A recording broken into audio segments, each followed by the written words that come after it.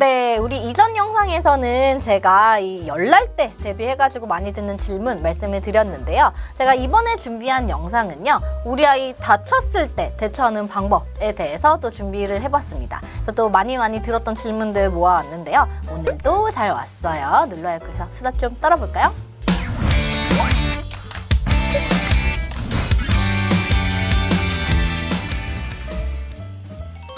네, 첫 번째 질문입니다. 일단 이렇게 상처가 났을 때 소독이 필요한가요?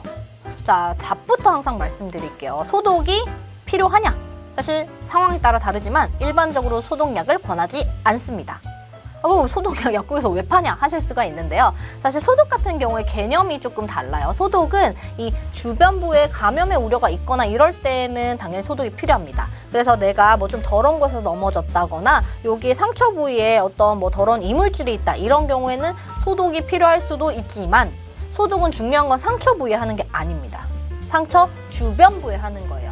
왜냐하면 요즘 여러 가지 소독약이 나와 있지만 우리 뭐 과산화수소 특히 쓰시면 안 되고 알코올 절대 개방된 상처에 쓰시면 안 됩니다. 과산화수소나 알코올 같은 경우에는 세포 손상을 줄 수 있는 성분이거든요. 그렇기 때문에 절대 이 개방된 상처에는 쓰시면 안 되고요. 이 상처 소독약 나와 있거나 혹은 그나마 조금 이 그 세포 손상 정도가 적은 게 베타딘이라고 우리 알려지는 포비돈 성분입니다. 그래서 포비돈 정도 혹은 가장 좋은 건 흐르는 식염수에 세척을 해주는 것만으로도 충분히 우리 이물을 제거하고 감염의 우려를 줄일 수 있기 때문에 상처가 났다 그러면 우리 지금 소독약 어디 있지 막 찾지 마시고 일단은 식염수가 있다면 가장 좋아요. 그래서 흐르는 식염수에 세척하시는 거, 식염수가 없다면 흐르는 수돗물에라도 세척하시는 것만으로도 충분할 수 있다.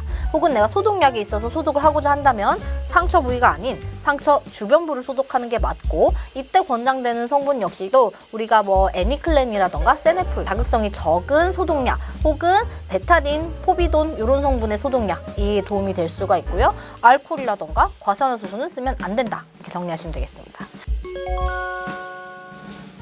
자, 그 다음번에 아기가 이제 상처는 없는데 멍이 났어요. 혹불이 들었어요. 그래가지고 붓기 시작해요. 이럴 때 뭔가 찜질을 해줘야 될 것 같잖아요. 어떻게 하느냐? 이건 아주 간단합니다. 요거 딱 48시간 요걸 기억하시면 좋은데요. 자, 타박상을 입고 난 48시간 이내 동안에는 우리가 냉찜질을 해줘야 됩니다. 그래서 이 냉찜질을 통해서 혈관을 수축해서 붓기를 제거해주면 되고요. 이 48시간이 지난 후부터는 이 상처 부위로 혈류가 많이 이동을 할수록 좋아요. 혈액이 많이 순환이 될수록 좋기 때문에 온찜질로 전환하시면 됩니다.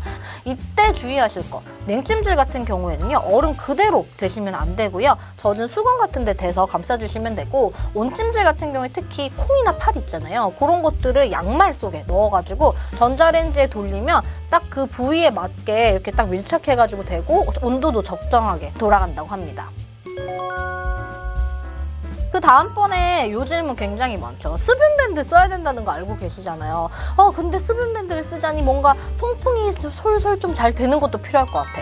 자, 그럼 통풍을 시켜준 게 좋은지 수분밴드를 붙인 게 좋은지 요거 많이 궁금해 하시는데요. 자, 일단 요즘은 사실 수분밴드로 드레싱을 해주는 게 가장 권장사항입니다. 그런데 저 같은 경우에는 이렇게 봤을 때 흉이 질 것 같지 않고 가볍게 그냥 이렇게 종이에 베었다, 금방 아물 것 같다 2-3일 내에, 그런 경우에는 그냥 일반적으로 이렇게 연고나 밴드 정도로 발라주기도 하는데요. 어쨌거나 상처 치유에서 요즘 가장 기본은요, 수분 드레싱을 해줄수록, 그래서 딱지가 않지 않게 하는 것이 흉이 지지 않고 상처가 훨씬 더 빨리 아문다, 이렇게 기억해 두시면 좋겠습니다. 다만 정말 감염의 우려가 있는 상황이라던가 내가 실제로 다쳤는데 이걸 관리를 잘 못해가지고 퉁퉁 붓고 진물이 나고 이래요. 그런 경우에는 감염이 있는 경우일 수 있기 때문에 그럴 땐 항생제 연고 발라주시는 게 필요하고요.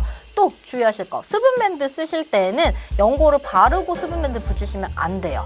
그래서 우리 흔히 얘기하는 하이드로콜로이드류가 있는데 그런 거는 연고 없이 바로 그대로 상처 부위에 사용하셔야 되는 거. 그래서 일단 정리하자면, 다쳤다 그러면 통풍 솔솔보다는 수분밴드를 사용하는 게 상처 회복이나 흉이 지지 않는 데 도움이 된다. 그렇지만 간단한 상처에는 굳이 수분밴드를 쓰지 않고 관리하셔도 괜찮다.